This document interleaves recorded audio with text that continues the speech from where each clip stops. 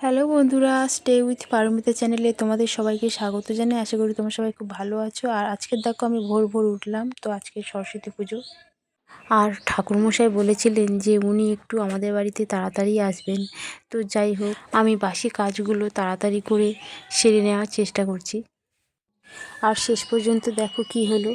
তো তাড়াতাড়ি আর পুজোটা দিতে পারলাম না। ঠাকুরমশাই বাড়িতে এসে আবার ফিরে চলে গিয়েছেন, কারণ আমার ঠাকুর ঘরে জোগাড় হয়ে ওঠেনি। আর এখন বাজে 6:30। তো ঠাকুরমশাই বলেছেন যে 9টার সময় উনি আরেকবার আসবেন। তো আমি জোগাড় করেই বসে আছি। আর উনি আস্তে আস্তে যেহেতু 10টা বেজে গিয়েছে, তো আমি ভাবলাম যে সবজিগুলো কেটে নিই, তাই আমি সবজিগুলো কাটতে বসলাম। তো দুপুরে যেহেতু খিচুড়ি রান্না করব, তো তারই ব্যবস্থা করতে বসেছিলাম। আর এমন সময় ঠাকুরমশাইও এসে গিয়েছেন। তো তাড়াতাড়ি চলে গেলাম ঠাকুর ঘরে। আর এদিকে ঠাকুরমশাই পুজো শুরুও করে দিয়েছেন। আর সরস্বতী পুজো মানে এই সময় ছোট ছোট মেয়েদের খুব আনন্দ হয়, কারণ এই সময় তারা শাড়ি পরে ঘুরে বেড়াবে।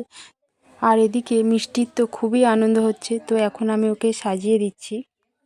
আর এদিকে ওর আরেকটা জেঠুর বাড়ি ঠাকুর উঠেছে, তো ঠাকুরের সামনে ওকে ছবি নেওয়ার জন্য বলেছিলাম, তো তাই ও চুপচাপ দাঁড়িয়ে আছে। আর দেখো দুপুরে খিচুড়ি রান্না করেছিলাম। আর এদিকে ছিল আলুর কষা, আর সঙ্গে ছিল বেগুন ভাজা। আর আজকে সব বাড়িতেই গোটা চচ্চড়ি রান্না হবে।